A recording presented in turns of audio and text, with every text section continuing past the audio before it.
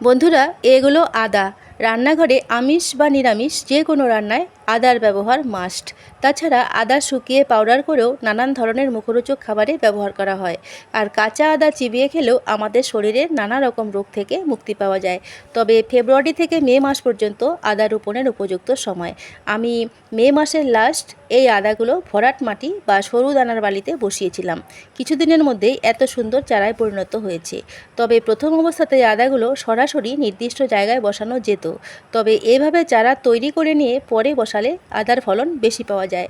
আমি বড় একটা কার্টনের মধ্যে বালি মাটির সাথে কম্পোস্ট সার মিশিয়ে বেড তৈরি করে নিয়েছি। এবার কিছুটা দূরত্বে চারাগুলো বসিয়ে হালকা মাটি দিয়ে দেব, আর মাটির উপরে কাঠের গুঁড়োর অংশ দিয়ে মালচিং করে দেব। আর ফুল সানলাইটে টবটাকে বসালাম। 5 থেকে 6 দিন পর পর জল দেব, আর বৃষ্টি হলে জল দেওয়ার কোনো প্রয়োজন নেই। বাড়িতে আদা গাছ থাকলে যখন তখন আদা তুলে নেওয়া যায়।